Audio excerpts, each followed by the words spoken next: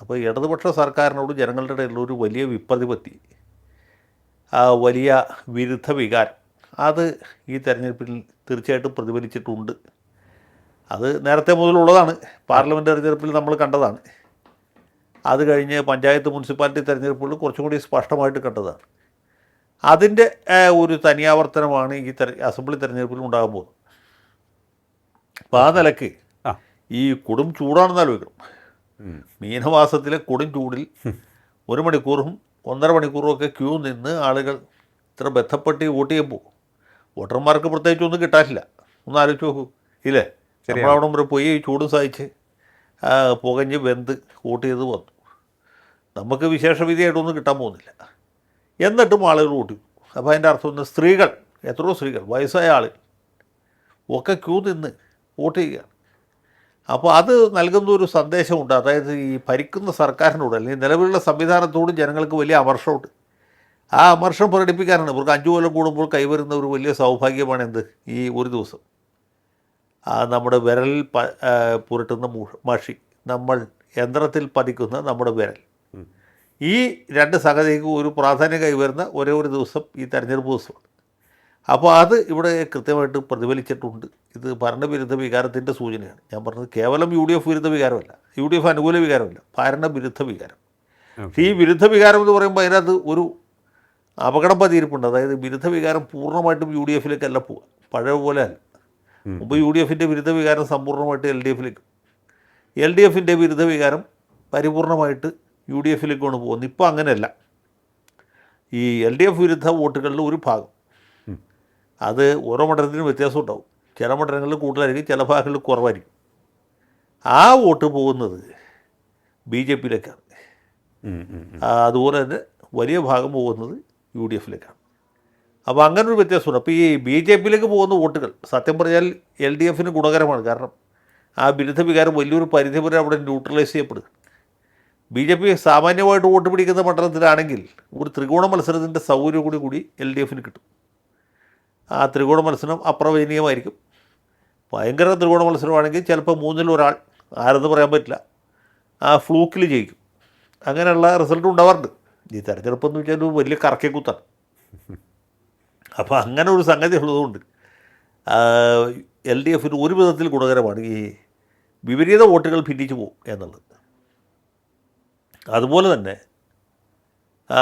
പ്രധാനപ്പെട്ട മറ്റൊരു കാര്യമാണ് ഈ UDFൻ്റെ സ്ഥാനാർത്ഥി നിർണയത്തിൽ വന്നിട്ടുള്ള പരിമിതികൾ, പരാധീനത. ആ ജയിക്കാവുന്ന സീറ്റിൽ പലയിടത്തും തോൽക്കാവുന്ന സ്ഥാനാർത്ഥികളാണ് നിർത്തിയിട്ടുള്ളത്. ഏറ്റവും നല്ല ആളുകളെ ഫീൽഡ് ചെയ്തിട്ടില്ല, ചെറുപ്പക്കാരെ, സ്ത്രീകളെ. ഓരോ മണ്ഡലത്തിൻ്റെയും പല സവിശേഷതകളുണ്ട്. സാമൂഹികവും സാമുദായികവും രാഷ്ട്രീയവും ആയിട്ടുള്ള സവിശേഷതകൾ പരിഗണിച്ച് ഊർജ്ജസ്വലരായ സ്ഥാനാർത്ഥികളെ രംഗത്തിറക്കും. അത് ചെയ്തിട്ടില്ല. അപ്പോൾ അതുകൊണ്ട് തന്നെ ഇങ്ങനെയുള്ള സ്ഥാനാർത്ഥികൾ ഒന്നൊറ്റയ്ക്കാണെങ്കിൽ കുഴപ്പമില്ല, വലിയൊരു തരംഗത്തിൽ അവരും കൂടി പാസ്സായി പോകും എന്നാണ് നമ്മുടെ അനുഭവം. നേരെ മറിച്ച് ഇതുപോലുള്ള സ്ഥാനാർത്ഥികൾ 2-3 വരുമ്പോൾ ആളുകളെ വീർപ്പിക്കും. ആ സ്ഥാനാർത്ഥിക്ക് ഒരു വോട്ടുണ്ട്. അത് വളരെ പ്രധാനപ്പെട്ട ഒരു ഘടകമാണ്. ഇപ്പോൾ നിങ്ങളുടെ തിരുവനന്തപുരം ജില്ല തന്നെ നോക്കിയാൽ മതി. വന്ന സ്ഥാനാർത്ഥികളായിട്ട് വന്നുള്ള ആരൊക്കെയാണ്, അവർ ഏതേത് മണ്ഡലങ്ങളിൽ നിൽക്കുന്നു, അത് ജയാപജയ സാധ്യതകൾ പരിശോധിച്ചിട്ടോ പരിഗണിച്ചിട്ടോ ആണോ ഇവർക്ക് സീറ്റ് കൊടുത്തത്? അല്ല. സീറ്റ് കൊടുത്തിട്ടുള്ളത് മിക്കവാറും ജാതി മത സാമുദായിക സമവാക്യങ്ങൾ വെച്ചിട്ടും പിന്നെ AI ഗ്രൂപ്പ് പരിഗണന വെച്ചു, തിരുത്തൽവാദി തിരുമ്മൽവാദി പരിഗണന വെച്ചിട്ടുമൊക്കെയാണ്. അപ്പോൾ സ്വാഭാവികമായിട്ടും ഈ ഓരോ നേതാവും അവൻ്റെ പെട്ടി പിടിക്കുന്നവനെ ഓരോ സീറ്റിൽ കൊണ്ട് നിർത്തി കഴിഞ്ഞാൽ ഇപ്പോൾ ആരെങ്കിലും പേരെടുത്ത് പറയുന്നില്ല, പേരെടുത്ത് പറഞ്ഞാൽ മോശമാണ് തെരഞ്ഞെടുപ്പ് കഴിഞ്ഞ സ്ഥിതിക്ക്. അപ്പോൾ ഇങ്ങനെയൊക്കെയുള്ള സ്ഥാനാർത്ഥികൾ വരുമ്പോൾ സ്വാഭാവികമായിട്ട് ജനങ്ങൾക്ക് ഒരു മടുപ്പുണ്ടാവും.